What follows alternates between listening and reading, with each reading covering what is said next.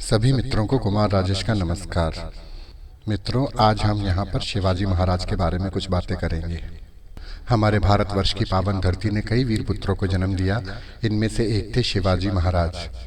शिवाजी महाराज यानी कि छत्रपति शिवाजी महाराज, जिनका पूरा नाम था शिवाजी राजे भोसले। शिवाजी भारत के महान योद्धा एवं रणनीतिकार थे, जिन्होंने 1674 में पश्चिम भारत में मराठा साम्राज्य की नींव रखी। शिवाजी का जन्म पुणे के जुनार में शिवनेरी के पहाड़ी किले में 19 फरवरी 1630 को हुआ था। उनकी माताजी ने उनका नाम शिवाजी देवी शिवाई के नाम पर रखा था। शिवाजी के पिता शाहजी भोसले दक्षिण सल्तनत में बीजापुर सुल्तान के मराठा सेनाध्यक्ष थे। शिवाजी अपनी माता के प्रति बहुत समर्पित थे। माता जीजाबाई अत्यधिक धार्मिक थीं और इस धार्मिक माहौल का शिवाजी पर बहुत गहरा असर पड़ा था। उन्होंने बचपन में ही रामायण और महाभारत का गहरा अध्ययन किया था। शाहजी ने बालक और उनकी माता की देखरेख की जिम्मेदारी अपने प्रबंधक दादोजी कोंडदेव को दी थी। दादोजी ने शिवाजी को घुड़सवारी, तीरंदाजी एवं निशानेबाजी आदि की दीक्षा दी। 12 वर्ष की उम्र में शिवाजी को उनके भाइयों के साथ बेंगलोर भेजा गया, जहां इन्होंने प्रशिक्षण लिया। शिवाजी महाराज के चरित्र पर माता पिता का बहुत प्रभाव पड़ा। बचपन से ही वे उस युग के वातावरण और घटनाओं को भली प्रकार समझने लगे थे। शासक वर्ग की करतूतों पर वे झल्लाते थे और बेचैन हो जाते थे। उनके बाल हृदय में स्वाधीनता की लौ प्रज्वलित हो गई थी। उन्होंने कुछ स्वामी भक्त साथियों का संगठन किया। छत्रपति शिवाजी महाराज का विवाह सन 14 मई 1640 में सईबाई निम्बालकर के साथ लाल महल पूना में हुआ था। उस समय बीजापुर आपसी संघर्ष तथा मुगलों के आक्रमण से परेशान था। बीजापुर के सुल्तान आदिल शाह ने बहुत से दुर्गों से अपनी सेना हटाकर उन्हें स्थानीय शासकों या सामंतों के हाथों सौंप दिया था। जब आदिल शाह बीमार पड़ा तो बीजापुर में अराजकता फैल गई और शिवाजी महाराज ने अवसर का लाभ उठाकर बीजापुर में प्रवेश का निर्णय लिया। शिवाजी महाराज ने इसके बाद के दिनों में बीजापुर के दुर्गों पर अधिकार करने की नीति अपनाई। सबसे पहला दुर्ग था तोरण का दुर्ग। 1645 में सिर्फ 15 वर्ष की उम्र में शिवाजी ने तोरण किले के बीजापुरी सेनापति इनायत खान को रिश्वत देकर किले पर कब्जा पा लिया। उस दुर्ग से मिली संपत्ति से शिवाजी महाराज ने दुर्ग की सुरक्षात्मक कमियों की मरम्मत का काम करवाया। इससे कोई 10 किलोमीटर दूर राजगढ़ का दुर्ग था और शिवाजी महाराज ने इस दुर्ग पर भी अधिकार कर लिया। शिवाजी महाराज की इस साम्राज्य विस्तार की नीति की भनक जब आदिल शाह को मिली तो वह क्षुब्ध हुआ। उसने शाहजी राजे को अपने पुत्र को नियंत्रण में रखने को कहा। शिवाजी महाराज ने अपने पिता की परवाह किए बिना अपने पिता के क्षेत्र का प्रबंध अपने हाथों में ले लिया और नियमित लगान बंद कर दिया। राजगढ़ के बाद उन्होंने चाकन के दुर्ग पर अधिकार कर लिया और उसके बाद कोंडना के दुर्ग पर। कोंडना पर अधिकार करते समय उन्हें घूस देनी पड़ी। कोंडना पर अधिकार करने के बाद उसका नाम सिंहगढ़ रखा गया।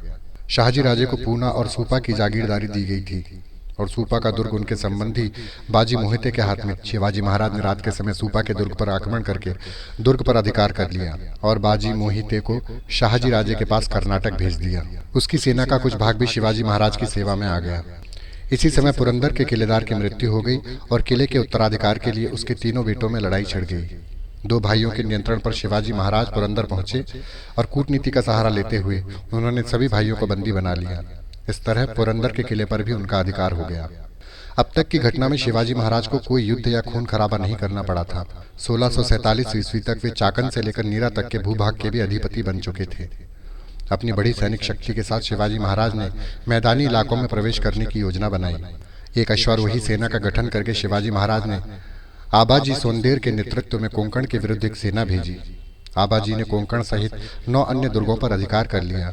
इसके अलावा ताला, मोसमाला और रायटी के दुर्ग भी शिवाजी महाराज के अधीन आ गए थे। लूट की सारी संपत्ति रायगढ़ में सुरक्षित रखी गई। कल्याण के गवर्नर को मुक्त कर शिवाजी महाराज ने कोलाबा की ओर रुख किया और यहाँ के प्रमुखों को विदेशियों के खिलाफ युद्ध के लिए उकसाया।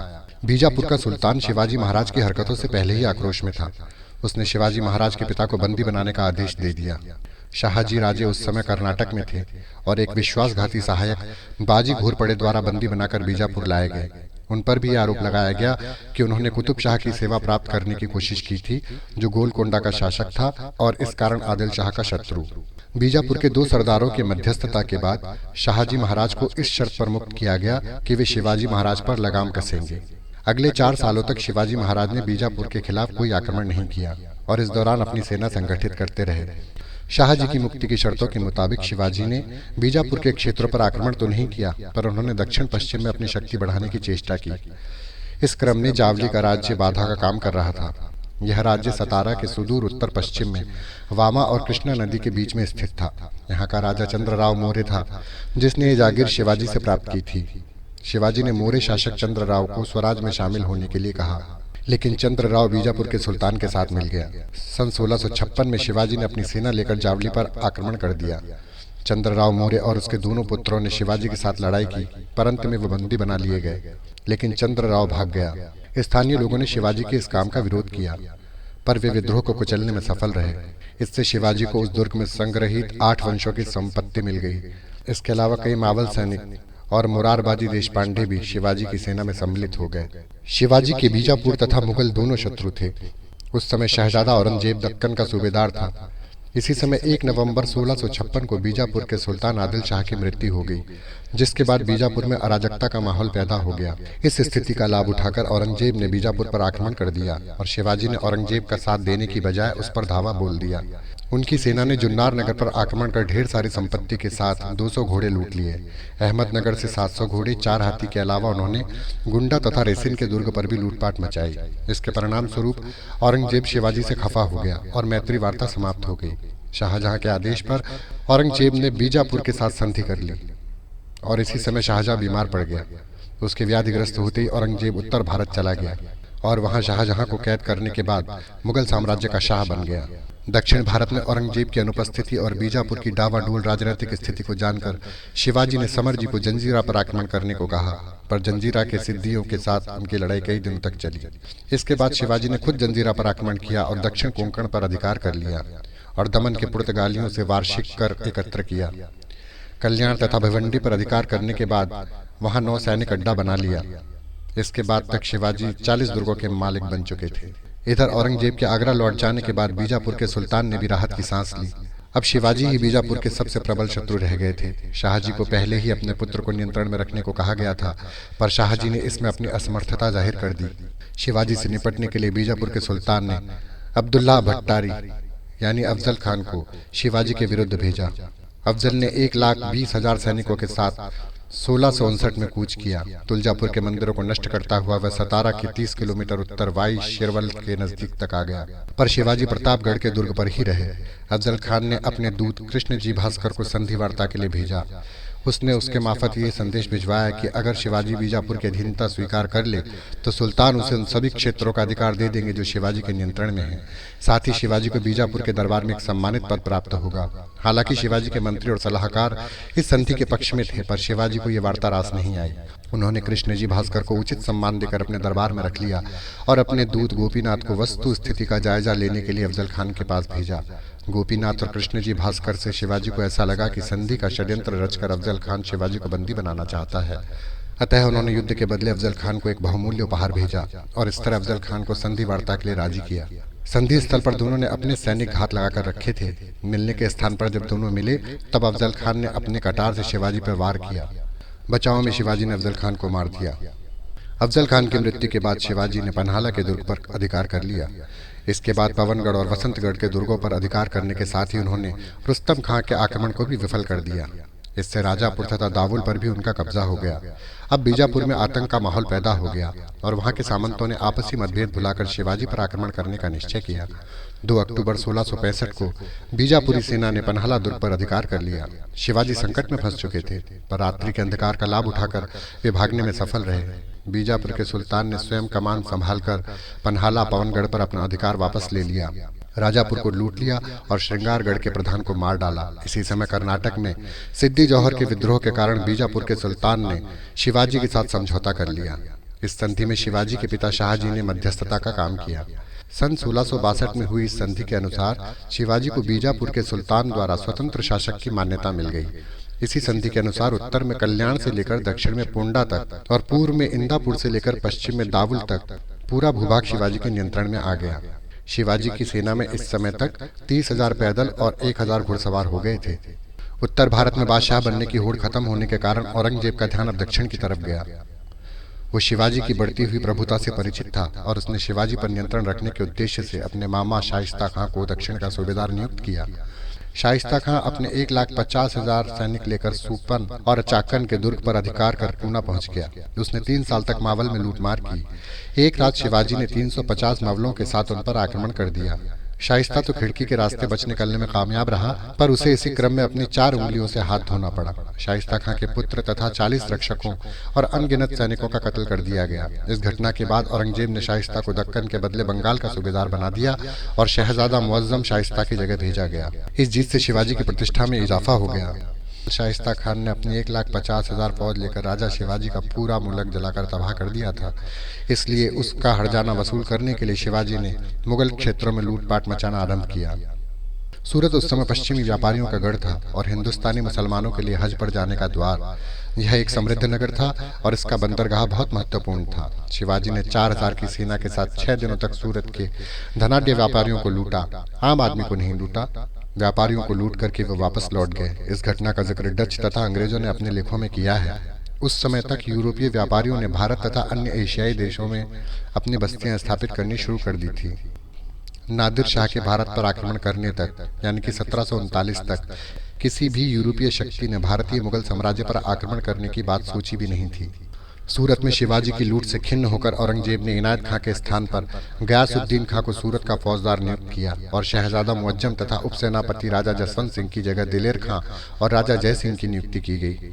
राजा जयसिंह ने बीजापुर के सुल्तान, यूरोपीय शक्तियों तथा छोटे सामंतों का सहयोग लेकर शिवाजी पर आक्रमण कर दिया। इस युद्ध में शिवाजी को हानि होने लगी और हार की संभावना को देखते हुए शिवाजी ने संधि का प्रस्ताव भेजा।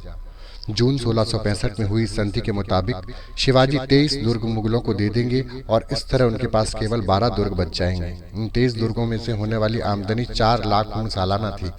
बालाघाट और कोंकण के क्षेत्र शिवाजी को मिलेंगे, पर उन्हें इसके बदले में 13 किस्तों में 40 लाख ऊन अदा करने होंगे। इसके अलावा प्रतिवर्ष 5 लाख ऊन का राजस्व भी देंगे।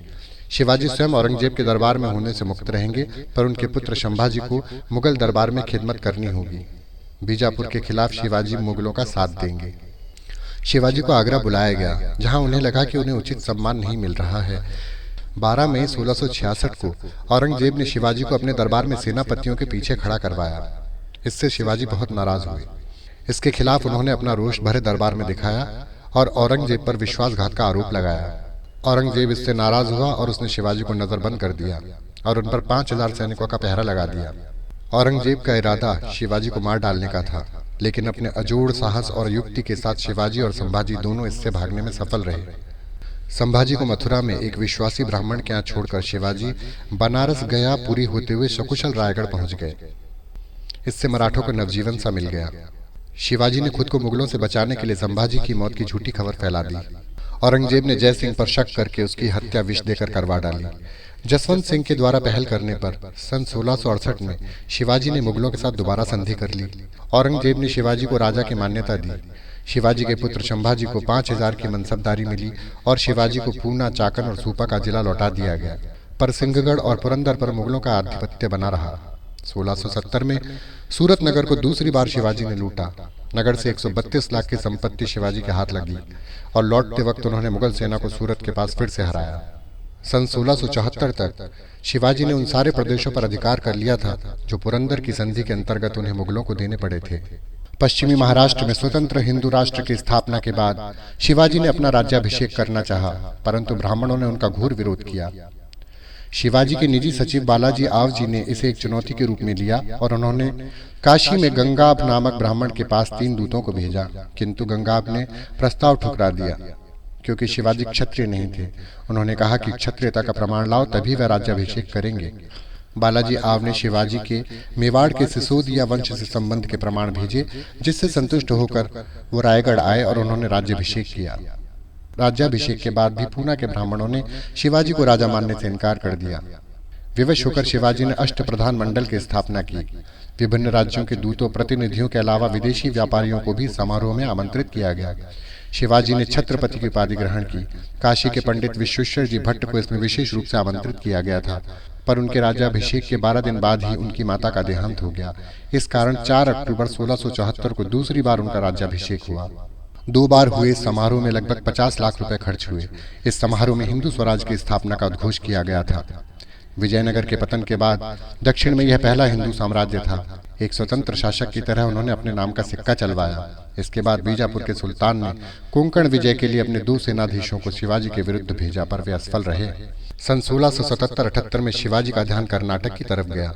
बंबई के दक्षिण में कोंकण, तुंगभद्रा नदी के पश्चिम में बेलगांव तथा धारवाड़ का क्षेत्र, मैसूर, वेलारी, त्रिचूर तथा जिंजी पर अधिकार करने के बाद 4 अप्रैल 1680 को शिवाजी महाराज का देहांत हुआ। लगभग 3 सप्ताह की बीमारी झेलने के बाद शिवाजी की मृत्यु अप्रैल 1680 में हुई। उस समय शिवाजी का उत्तराधिकारी संभाजी को बनाया गया। शिवाजी के बड़े पुत्र संभाजी थे और दूसरी पत्नी से राजा राम नामक एक दूसरा पुत्र था। उस समय राजा राम की आयु मात्र 10 वर्ष थी, इसलिए मराठों ने संभाजी को अपना राजा मान लिया। उनकी मृत्यु के पश्चात मुगलों ने दोबारा मराठा पर आक्रमण किया, पर इस बार युद्ध कई वर्षों तक चला, जिसमें मुगलों की हार हुई।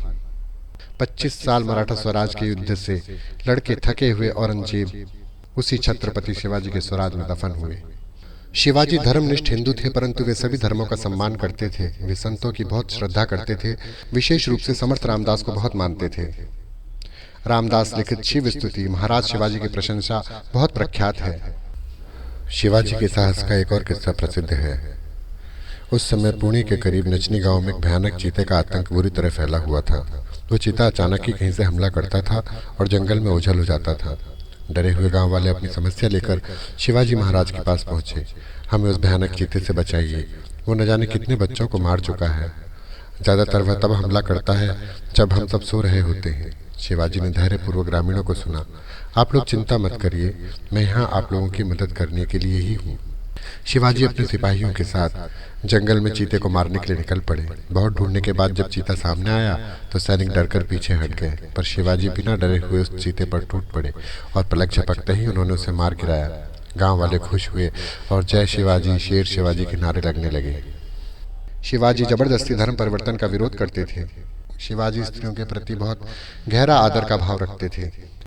जब शिवाजी ने कल्याण दुर्ग पर विजय प्राप्त की और उनके सेनापति आवाजी सोनदेव ने कल्याण के परास्त मुस्लिम सूबेदार की अति सुंदरी पुत्र वधु गौहर बानो को बंदी बनाकर उनकी सेवा में प्रस्तुत किया, क्योंकि तत्कालीन परंपरा के अनुसार विजेता का अधिकार विजित की महिलाओं पर भी होता था। गौहर बानो अप्रतिम सुंदरी थी। शिवाजी ने अपनी व अपने सूबेदार सोनदेव की ओर से उनसे क्षमा मांगी और कहा कि काश मेरी माँ भी आपकी तरह सुंदर होती तो मैं भी इतना ही सुंदर होता, और उन्होंने उनको मुक्त कराकर ससम्मान उनके परिवार के पास भेज दिया। उनके समकालीन कवि कवि भूषण कहते हैं कि अगर शिवाजी नहीं होते तो काशी अपनी संस्कृति खो चुका होता, मथुरा मस्जिदों में बदल गया होता एवं सब कुछ सूना सा हो गया होता। शिवाजी की सेना में कई मुसलमान सैनिक भी थे। सिद्दी इब्राहिम उनके तोपखानों के प्रमुख थे।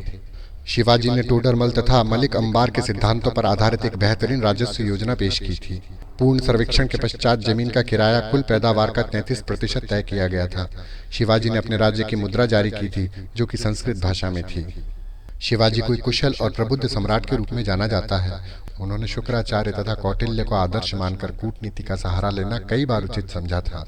उनकी न्याय व्यवस्था भी प्राचीन पद्धति पर आधारित थी। शुक्राचार्य, कौटिल्य और हिंदू धर्म शास्त्रों को आधार मानकर निर्णय दिया जाता था। गांव के पटेल फौजदारी मुकदमों की जांच करते थे। मित्रों, शिवाजी महाराज माता भवानी के अनन्य भक्त थे।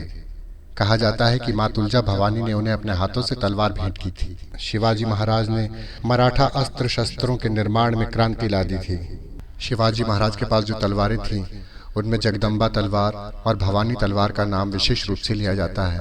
कहा जाता है कि जगदम्बा तलवार उन्हें माता तुलजा भवानी ने भेंट की थी। कुछ लोग जगदम्बा तलवार और भवानी तलवार को एक ही मानते हैं। महाराजा शिवाजी की एक तलवार प्रिंस ऑफ वेल्स एडवर्ड सप्तम को नवंबर 1875 में उनकी भारत यात्रा के दौरान कोल्हापुर के महाराज ने उपहार स्वरूप भेंट कर दी थी।